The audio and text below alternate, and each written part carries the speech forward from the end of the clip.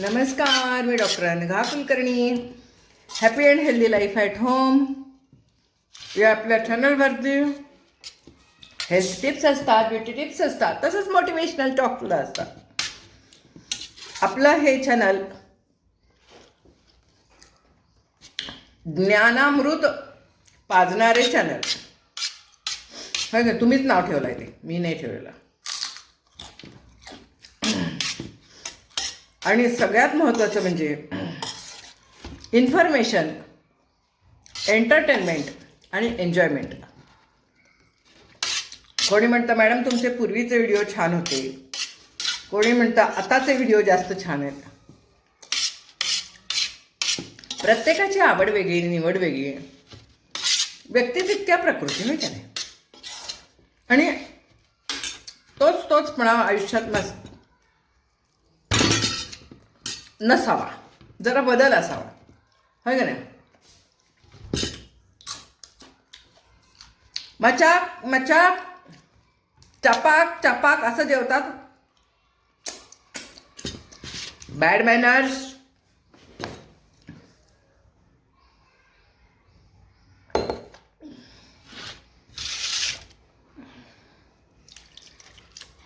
ताटात हात धुतात काय हे बघा. आत्ता मला काहीतरी बोलायला सुचलेलं आहे तुमचं. ताटात हात धुवून वर असंच पुसणार आहे. एकदम नॉर्मल जगणे का, कळलं काय? टेन्शन नाही लेणे का. ते एका हॉटेलमध्ये ताज हॉटेलमध्ये एक जण गेली म्हणे जेवायला, पैसे देऊनच जेवणार. आणि बऱ्याच वेळेला माझं तर असंच होतं बरं का. आपण दमून हॉटेलमध्ये गेलेलो असतो कधीतरी, म्हणजे फिरायला गेल्यावेळी, त्यावेळेला मग मस्तपैकी आपण काय करतो, असं छानपैकी मांडी घालतो. मी आता घातली बघा, आणि असं जेवायला बसतो. नॉर्मल आहे होय सगळीकडं, पण हे मॅनर्समध्ये येत नाही म्हणे बरं का. मांडी घालून जेवायला बसावे हे पूर्वीपासून सांगितलेलं का, तर त्याला पचन चांगलं होतं वगैरे वगैरे. पण त्या हॉटेलमध्ये तिला बाहेर काढलो. ती कोण होती, तिला जीव दिला नाही म्हणे का, आता ती मांडी घालून बसली म्हणून. काय आता काय प्रत्येकाचं काय सांगू शकत नाही बाबा. आपलं व्यक्ती तितक्या प्रकृती आणि प्रत्येकाचे नियम वेगळे, काय वेगळे. ह्याला का मॅनर्स म्हणतात मला माहीत नाही, याला काय एटिकेट्स म्हणतात मला माहीत नाही. आता जेवायला आम्ही मांडी घालून बसलो खुर्चीवर, तर काय बिघडलं? ते काय पाय घाण असतात का बूट घालून तुम्ही मांडी घालणार आहे की तुमचे ते सगळ्या खुर्च्या घाण व्हायला? काय पण काय, हा एक किस्सा तुम्हालाही माहिती असेल. काय सांगणार होते मी तुम्हाला आता? हां, तुम्ही मला तुमच्यापैकी कोण कोण लिहित असतो, मॅडम ते पुराणातलं काय सांगू नका, भजनाचं काय सांगू नका, देवाचं काय सांगू नका. तर सगळ्यात महत्त्वाचं, आयुष्यभर अगदी व्यवस्थितपणे संसार आणि करिअर, शिक्षण अगदी टॉप लेवलला केलेलं आहे सगळं.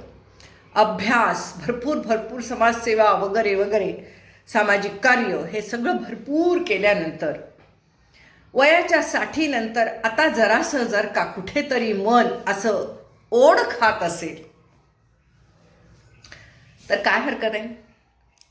ही काय, आम्ही काय तुम्हाला आमच्याबरोबर चला हो चला असं म्हणत नाही आहे. आम्ही सांगतो आम्ही कसं वागतो आणि वागावं. आम्हाला ज्यांना छान वाटतं ते आम्ही तुम्हाला सांगतो.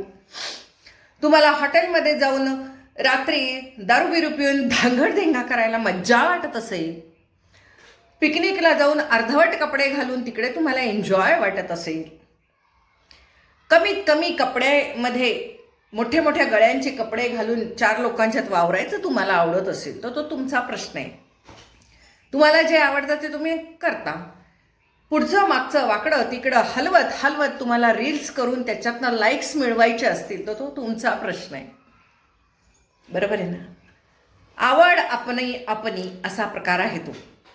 तर आता या वयाच्या ह्या टप्प्यावरती कुठेतरी ह्या सगळ्या गोष्टी खूप छान वाटतात. मी तुम्हाला सांगत असते मी काय वाचन करते किंवा कुठला ग्रंथ वाचायला घेतलेला आहे. हल्ली वाचन म्हणजे ऐकणं बरं का. ऐकतच असते मी. वाचन करणे याच्यापेक्षा ऐकणं खूप सोपं झालेलं आहे, कारण की ते हिंडत फिरत करू शकतो. वाचनाला एका ठिकाणी बसावं लागतं. ते पुस्तक तुमच्याजवळ पाहिजे. आता हे सगळं रेडीमेड झालेलं आहे. ज्ञानसुद्धा रेडीमेड झालेलं आहे सोशल मीडियामुळे. तर मी असं जे काही काही वेगळी वेगळी भारतीय परंपरा आणि संस्कृती यामध्ये समाविष्ट असणाऱ्या ज्या ज्या गोष्टी आहेत, भलेही त्याला तुम्ही दंतकथा म्हणा, पुराणाला तुम्ही काय वाटेल ते म्हणा, तुमच्या पद्धतीने तुमच्या बुद्धीनुसार तुम्हाला काय म्हणायचं ते म्हणा, आम्हाला गोष्टी ऐकायला आवडतात, आम्हाला छान वाटतात. कुठेतरी आनंद मिळतो, समाधान मिळतो, आधार मिळतो, मन छान राहतं, तब्येत छान राहते, गप्पा मारायचे विषयही छान मिळतात. आणि त्यामुळे कुठेतरी मी तुम्हाला सांगत असते, मी आत्ता हे ऐकलं, मी भागवत ऐकलं, मी शिवपुराण ऐकलं वगैरे वगैरे. किंवा आमचा वाचनाचाही तुम्हाला माहिती आहे, आता ग्रुप असतो श्रावणामध्ये, वाचन चालू असतं, तेही मी तुम्हाला सांगत असते. टी व्हीवरच्या सिरियल मी कुठल्या कुठल्या बघते तेही मी तुमच्याशी बोलत असते. तुमच्यातल्या काही जणांना आवडतं, काही जणांना आवडत नाही. ज्यांना आवडत नाही त्यांनी टाटा बाय बाय, आणि ज्यांना आवडतं त्यांनी जरूर बघा आणि अवलंबा, अनुसरा, अवलंबा, काय म्हणायचं असंच ना, फॉलो करा काय विचार. तर असंच देवी भागवत वाचता वाचता आता मी तुम्हाला सांगते, जवळजवळ 3 वेळा माझं देवी भागवत ऐकून झालं. येडच लागलंय मला ते ऐकायचं. नवनवीन एकतर गोष्टी सगळ्या, आणि सांगणारेही खूप सारे आहेत. मला वाटलं की सांगणारा एखाद दुसराच असेल. किती जणांनी देवी भागवत सांगितलेलं आहे, आणि प्रत्येक जणांची सांगण्याची एक वेगळी शैली आहे. स्टोऱ्या त्याच आहेत, कथा त्याच आहेत, पण सांगण्याची स्टाईल वेगळी आहे, आणि त्यातून वेगळ्या वेगळ्या पद्धतीने अर्थ काढून प्रत्येकजण सांगत असतो, आणि मला ते खूप आवडते. तर त्याच्यामध्ये जेव्हा त्यांनी सांगितलं की अगदी सृष्टीची निर्मिती होताना विष्णू आराम करत होते, बरं का. मी एखादा गोष्ट सांगता पुढे मोटिवेशनल कसं काय काय बोलत असते, ऐका.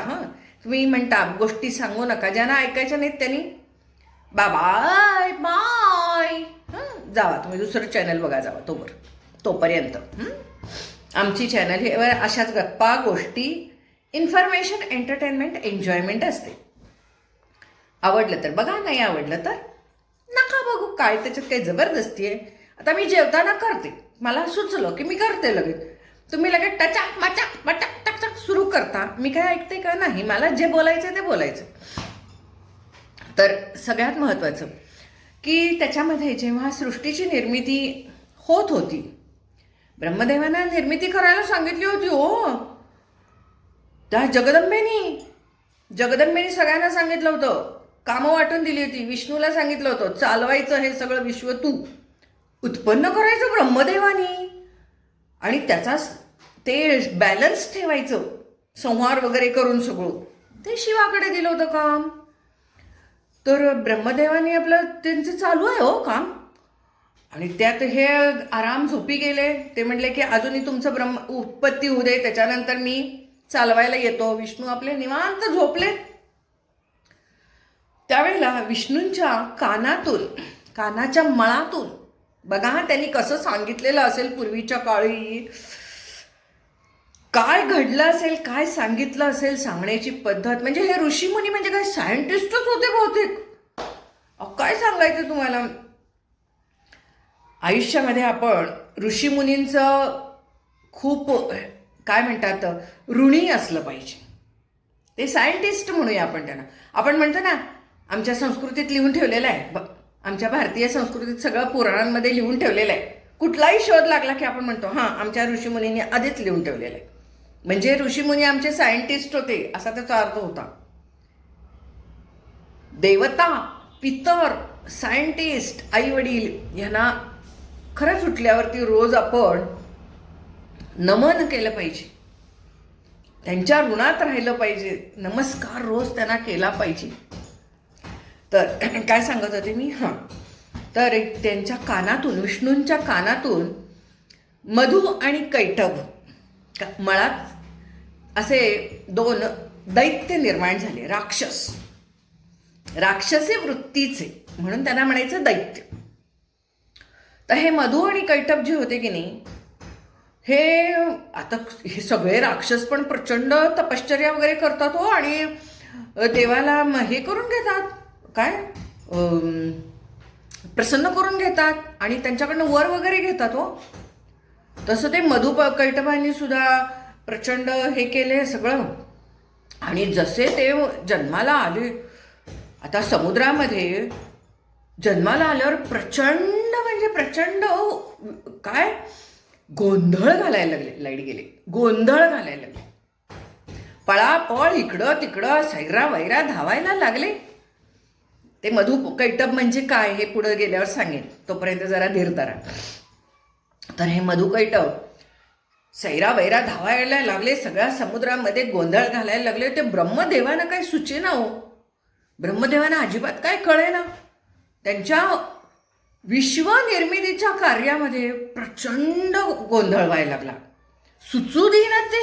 आता घरामध्ये लहान मुलं सारखी त्रास द्यायला लागली की आईला सुचतं का काय, गप्पा बसा रे म्हणून सांगते ना, तसं हे ब्रह्मदेवांना अजिबात सुचेना. मग त्यांनी काय केलं, विष्णूच्याकडे आले, विष्णूला सांगितलं, अहो त्याचं जरा बघा, मधु कैटभांचं बघा, काहीतरी ते त्रास द्यायला लागलेत, मी कशी विश्वनिर्मिती करू, मला विश्वनिर्मितीचं काम दिलेलं आहे त्या जगदंबा माऊलीनी शक्तीनं, तर मला ते करायला पाहिजे. तर मग त्याच्यानंतरची पुढची गोष्ट तुम्हाला माहिती आहे की मग ते विष्णू म्हणले की ते काय मला काय जमणार नाही, कारण की माझ्याच कानातनं निर्माण झालेले आहेत वगैरे वगैरे. मग शिवाकडे गेले, अशा त्या गोष्टी असतात सगळ्या. शिव कुणाला तरी वरदान देतात, मग विष्णू तिथनं बाहेर काढतात, ते दैत्यांचं निर्मूलन करतात. कधी विष्णू असं निर्माण करतात अशा काही गोष्टी, किंवा वरदान देतात, आणि मग त्यातनं शिव आपल्याला बाहेर काढत असतात. असं ते सगळं चालू असतं सारखं. तर या सगळ्यामध्ये मला सांगायचं काय आहे पुढे ऐका जाऊ. मग ते मधु कैटभांना कशा पद्धतीने निर्मूलन झालं त्यांचं हे पण आता सांगूनच टाकते, थांबा, कारण मलाही ते सांगायचं असेल, मग नंतर बाकीचं सांगते बरं का. तर हे मधु आणि कैटभ म्हणजे कोण, कानातनं निर्माण होणाऱ्या, कानाला ऐकू जाणाऱ्या गोष्टी कुठल्या, आठवा बरं तुम्ही. काय ऐकू येतात आपल्याला, शब्द. मग ते शब्द कसे असतात, आपल्याला काय आवडतं, आपल्याला मधु म्हणजे गोड. काय असतं गोड, स्तुती हो, स्तुती गोड असते की नाही, आवडते ना आपल्याला. पण कोणीतरी स्तुती करत असलं की 100% ओळखावं, धोका आहे. स्तुती ही एका राक्षसा पद्धती सारखीच असते, स्तुती चांगली नव्हे. थोडंसं कौतुक करणं एखाद्या गोष्टीचं वेगळं, आणि स्तुती हे स्तुतीमुळे आपण शेफारून जातो, आपल्या कामात अडचणी येतात. स्तुती करणारी व्यक्ती त्या काही ना काहीतरी फायदा असेल तरच स्तुती करते, कोणी कोणाचं उगाच स्तुती करत नाही. थोडक्यात स्तुती हा राक्षस कसा आहे, मधु हा राक्षस, आणि मधु गोड काय तर स्तुती कानाला ऐकणारी, असं आहे बरं काही. म्हणजे असं वेगवेगळ्या पद्धतीने जेव्हा प्रवचनकार सांगत असतात तेव्हा असं सगळं सांगत असतात, म्हणून मला हे आवडतं. तुम्ही म्हणता हे काय सांगता तुम्ही, असलं कसलं काय सांगता वगैरे वगैरे, जे काय तुम्ही बोलता ना त्यांना सांगते, ऐका जरा. काय असतं हे प्रवचनकार काय शिकवतात, गोष्टीतनं सांगितलं की लवकर पटतं, म्हणून गोष्टी रूप सांगितलेलं असतं. आणि मी नव्हते बाबा, मला माहीत नाही मी तेव्हा होते की नाही, असेल सुद्धा ना, काय माहिती. मी नाही म्हणणारी कोण, ह्या सगळ्या घटना घडल्या नाहीत. विश्वनिर्मितीने विष्णू महेश हे नाहीत, किंवा ब्रह्मा विष्णू महेशांनी ह्याच्यात विश्वनिर्मितीचं कार्य केलं नाही वगैरे वगैरे, हे म्हणणारी मी कोण सांगा ना. असू शकेल, असेल असं म्हणा ना, आणि पुढे चला ना. लोकांचं नाही, हे खोटं आहे, हे दांभिक आहे. हे बघा, आमची सगळी कर्तव्य आणि जबाबदाऱ्या पार पाडून आम्ही हेही जर का शास्त्र समजून घ्यायचा आता साठीनंतर प्रयत्न करत असू तर काय बिघडलं? तुम्ही कुठे श्रद्धा ना अंधश्रद्धामध्ये हिंदकोळे खात बसलाय, हिंदोळे. हां, तर जाऊ दे. मारायचा तो मी टोमणा, बरोबर हाणला ज्यांना आणायचा तो. समजायचं तसं समजा, समजणे वाले को काफी आहे. तर असो, तर स्तुती ही जी आहे ही अत्यंत घातक आहे. कुणी स्तुती करायला लागलं तर लगेच सावध व्हायचं. कळलं का? एकतर स्तुती करणारी व्यक्ती आपला पाय ओढत असते, म्हणजे स्तुती केल्यावर आपण फुगून बसतो, आपल्याला वाटतं वा मस्त, आपली प्रगती थांबते स्तुती करणाऱ्यांच्यामुळे. किंवा स्तुती करणारी व्यक्ती स्वतःचा काहीतरी फायदा त्यात करून घेणार असते आणि म्हणून स्तुती करत असते. म्हणजे हा मधु राक्षस. आणि कैटभ, कैटभ म्हणजे काय? कैटभ म्हणजे कडू, कडूता, कटुता. कटू काय काय? कानावर कुठले कटू शब्द? निंदा. निंदा दुसऱ्याची करणे किंवा ऐकणे ही कटू आहे. गोड वाटतं का आपल्या कानाला? कुणाची निंदा ऐकलेली किंवा केलेली गोड असते का ती? नाही. म्हणून तो कैटभ. असे हे दोन दैत्य. आणि निंदा कुणाची करू नये आणि निंदा होत असताना ऐकू पण नये. दुसऱ्या कुणाची तरी निंदा होत असेल तर ती ऐकू नये, कारण की ते आणि मग हे करू नये सांगण्यासाठी त्यांनी मधु आणि कैटभ हे दोन राक्षस आहेत म्हणून सांगितले. बरं असो, आता इथपर्यंत मी तुम्हाला सांगितलं. तर ह्या मधु आणि कैटभाचा नाश करण्यासाठी कसं केलं की त्यांनी सगळ्यांनी प्रयत्न केला, कुणाच्या हातून काही जमेना. आणि त्या मधु आणि कैटभांनी काय केलं होतं? तप करून आम्ही मरणार नाही, जिथं पाणी असेल तिथं आम्ही मरणार नाही, कारण पाण्यातलेच ना ते, तर पाण्यात आम्हाला मृत्यू नाही असं त्यांनी. कारण हे सगळे राक्षस काय करणार? तप करायचं आणि म्हणायचं आम्हाला अमरत्वाचं हे द्या, काय वरदान द्या. आणि अमरत्व हे फक्त अमरत्वाचं कसं काय वरदान देणार ना? अमरत्वाचं देऊ शकणार नाही असं म्हणणार सगळे देव. मग ठीक आहे, मग काहीतरी असं काहीतरी त्यातनं लूप होल काढायचा. आणि मग त्यांनी मागितलं की आम्हाला, त्यांना माहीत होतं सगळीकडे पाणीच पाणी आहे आणि सगळे विश्वामध्ये हो ते किती, तर तुम्हाला माहिती आहे अजून सुद्धा किती पाणी आहे आणि किती जमीन आहे सगळ्यांना माहिती. तर पाणीच पाणी आहे, त्यामुळे आम्हाला पाण्यात मृत्यू नको. ते कधी पाण्याच्या बाहेर गेलेच नव्हते ना, कारण त्यामुळे त्यांना वाटलं सगळीकडे विश्वात पाणीच आहे आणि मग पाणीच होतं. मग त्यांनी सांगितलं आम्हाला पाण्यात मृत्यू नको. बरं दिला देवांनी वर. हो हो हो चालेल म्हणले. मग आता काय करायचं? ब्रह्मदेव म्हणले की असं हे वर घेऊन बसले, मग काय करायचं? मग अशा वेळेला काय झालं माहितीये का की जगदंबेनी विष्णूंना वरदान दिलं, त्यांना शक्ती दिली, ताकद दिली विष्णूंना. आणि त्यांना सांगितलं की तुम्ही युद्ध करा त्यांच्याशी. कुणाशी? मधु कैटभाशी. ते म्हटले नाही माझीच लेकरं आहेत ती, त्यांच्याशी नाही, जिथं चूक आहे तिथं ती चूक आहे. मग ठीक आहे, युद्ध सुरू झालं. पण विष्णू एकटे आणि हे दोघं जण, एकदा मधु युद्ध करायचा, एकदा कैटभ युद्ध करायचा विष्णूंशी. मग अशा वेळेला विष्णू म्हणले बापरे दमलो आता काय करायचं? कारण ते त्यांनी कंटिन्युअस युद्ध करायचं ना. मग ते थकले. मग ते काय म्हणले मधु कैटभाला की मी फार थकलेलो आहे, मी फार थकलो, तुम्ही फार चांगलं युद्ध केलेलं आहात. आणि अशा वेळेला ते काय म्हणाले की मागा, मी प्रसन्न झालो. विष्णू म्हणले तर मागा, मी प्रसन्न झालोय, तुम्हाला काय वर मागायचा तो मागा. तर हे चिडले मधु कैटभ. अरे हरलायस तू आणि तू काय आम्हाला वर मागायला सांगतोयस म्हणून चिडले, काहीतरी बोलणार होते. तेवढ्यात तिथे जगदंबा माऊली प्रसन्न झाली. आणि मग जगदंबा माऊली प्रसन्न झाली, यांनी बघितलं. आणि जगदंबा माऊलीच्या समोर आपण कसं शहाणपणा दाखवायचा म्हणून ते काय म्हणले विष्णूंना, कारण की आपण काहीतरी वेडवाकडं बोललो आणि जगदंबा माऊली चिडली तर काय करायचं. आणि त्यात जगदंबा माऊली स्त्रीच्या रूपामध्ये आली म्हटल्यावर हे दोघं जण पागळले. आणि मग ते विष्णूला काय म्हणले, तूच माग आम्हाला, आमच्याकडनं काय वर मागायचा असला तर, कारण तू हारलायस, तूच वर माग. मग विष्णू म्हणले, नाही हो नाही, तुम्ही फार चांगलं युद्ध केलेलं आहे, स्तुती केली हो, आणि त्यामुळे ते फुगून बसले हो, तर तुम्ही युद्ध केले, तुम्ही मागा. हे म्हणले, नाही नाही नाही नाही, भयंकर फुगून बसले स्तुतीमुळं, तूच माग म्हणले, तुला काय पाहिजे ते आम्ही देतो, तू काय मागशील ते देतो. विष्णूंनी लगेच काय मागितलं असेल,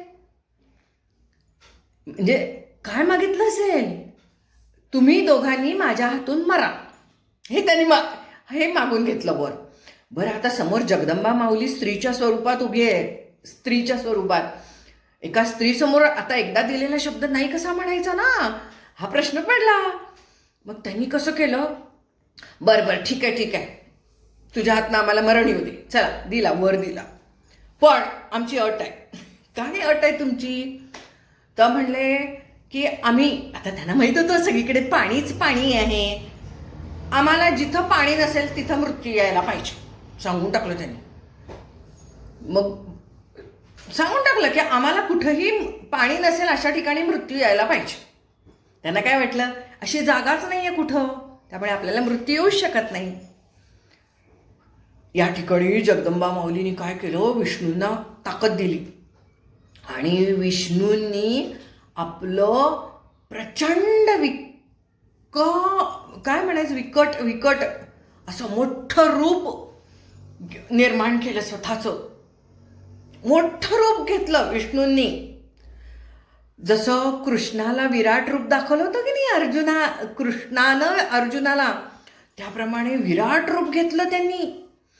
आणि ते विराट रूप घेतल्यावर त्यांच्या मांड्या ज्या, म्हणजे मोठा झाला ना, विष्णू मोठे झाले, तर त्यांच्या मांड्या एवढ्या प्रचंड मोठ्या झाल्या, एवढ्या प्रचंड मोठ्या झाल्या की त्यानं तो समुद्र दुभंगला, आणि त्या ठिकाणी कोरडेपणा निर्माण झाला, त्या ठिकाणी जमीन निर्माण झाली. थोडक्यात समुद्र दुभंगला, एवढे मोठे झाले ते, पाणी कमी झालं आणि ते मोठे झाले, जमीन दुभंगली आणि कोरडेपणा निर्माण झाला, आणि त्या ठिकाणी मधु कैटभाला घेऊन त्याने फटाकन डास मारावा तसं मारून टाकलं. हे प्रवचनकार सांगतात असं छान, डास मारावा तसं मारून टाकलं त्या ठिकाणी मांडीवर, असं सांगतात. तर म्हणून मला पण हे असं काहीतरी मला जेव्हा वाटतं ना, आठवतं ना, तसं मी तुम्हाला सांगत असते. तर त्यांनी काय सांगितलं, म्हणजे मला ह्याच्यात एक खूप गोष्ट फार छान वाटली. ही गोष्ट तर मस्त आहेच, मस्त वाटलं मला. आमच्या चुलत सासूबाई अशा गोष्टी खूप सांगायच्या, आम्ही सगळेजण त्यांच्याजवळ बसायचो ऐकायला, आमची मुलं बसायची, आमचे नवरेस, आमचे ते सगळेजण बसायचे ऐकायला. मला लक्षात आलं की खूप छान असतात गोष्टी ऐकणं, आणि यातनं काहीतरी शिकवण मिळते. तर ह्याच्यात थोडक्यात काय, moral of the story is, स्तुती आणि निंदा करणे वाईट आहे, आणि स्तुती ऐकणे आणि त्यानं फुगून जाणे वाईट आहे. बरोबर आहे. तर मला ही गोष्ट तुम्हाला सांगायची होती. तर ही देवी भागवतामधली गोष्ट आहे, आणि तुम्ही म्हणा पुराणातली वांगी पुराणातच म्हणा, त्याला दंतकथा म्हणा, काही म्हणा, पण ऐका, छान वाटतं, मनाला आनंद होतो, आणि मनामध्ये हे जे आनंदाचे तरंग निर्माण होतात त्याच्यामुळे हळूहळू आपल्या मनाला एक प्रकारची शांती, मनःशांती म्हणा त्याला, यायला लागते, मस्त वाटायला लागतं. आणि जशी मनःशांती यायला लागते तसं तसं हळूहळू आपल्याला आनंद निर्माण व्हायला लागतो, म्हणजे समाधान. थोडक्यात आयुष्यामध्ये आपल्याकडे सुख असतं पण समाधान नसतं. पण विशिष्ट वयानंतर जेव्हा अशा काही गोष्टी म्हणा किंवा पुराणं लोक कशासाठी वाचतात, निरनिराळी पारायणं वगैरे करतात, ती कशासाठी, समाधानासाठी. विशिष्ट आयुष्यात विशिष्ट वयानंतर आपल्या गरजा कमी होतात, त्याप्रमाणे पैशाचीही गरज कमी होते. तरीसुद्धा आपल्याला कुठं ना कुठंतरी आसक्ती आणि लोभापासून दूर जाण्यासाठी, मोहापासून दूर जाण्याची फार आयुष्यात गरज आहे. आणि आपण जर का असं गेलो नाही, संसारातच चिकटून बसलो, तर आपण पुढच्या पिढीला जगूच देणार नाही. त्यांचे पंख आपण छाटून टाकू. आणि नाही म्हटलं तरी शेवटी उतार वयामध्ये आपण ह्या सगळ्या गोष्टी थोड्या ना थोड्या काही फार कमी केल्या पाहिजेत. त्या केल्या तरच आपण सुखासमाधानाने जगू शकू. कारण हे बघा, तसं आपल्या हळूहळू हालचाली मंदावतात, बाहेर जाणं मंदावतं, बऱ्याचशा अपेक्षा कमी होतात, गरजा कमी होतात, डोक्यातले अनेक सारे विचार कमी होतात, महत्वाकांक्षा कमी होतात, बऱ्याच गोष्टी कमी होतात हो ना. तर त्यासाठी ह्या सर्व गोष्टी कमी झाल्या की आपल्याला कुठं ना कुठंतरी हळूहळू मनःशांती पण लाभते, चांगले विचार मनात यायला लागतात, पॉझिटिव्ह ऑरा आपला पॉझिटिव्ह व्हायला लागतो. म्हणजे समोरची व्यक्ती म्हटली पाहिजे, हां बघितलं की तुमच्याकडे छान वाटतं, हे वाटलं पाहिजे. नाहीतर आपलं बघाल तेव्हा रसकस, सुतकट, रागराग, चिडचिड हे पूर्वी असतं आपलं. पण आता हळूहळू या सगळ्या गोष्टी कमी व्हायला पाहिजेत. आणि या गोष्टी कमी होण्यासाठी गोष्टी रूप सगळ्या गोष्टी ऐकायला पाहिजेत. मग त्यानं आणि करावं साठीनंतर ह्या सर्व गोष्टी केल्या पाहिजेत. जसं तुम्ही हिंडायला फिरायला जाता, परदेश बघायला जाता, त्याप्रमाणे तीर्थस्थानांना सुद्धा गेलं पाहिजे. आणि जाताच हो तुम्ही, म्हणून मी तुम्हाला म्हणते देवळात जा, रोज देवळात जा. ओढ लागली पाहिजे या सगळ्या गोष्टींची. आणि ह्या सगळ्या पॉझिटिव्ह क्रिया आहेत, सकारात्मक क्रिया आहेत. आणि सकारात्मक क्रिया जेव्हा वाढतील तेव्हा नकारात्मकता हळूहळू कमी होईल. बरोबर.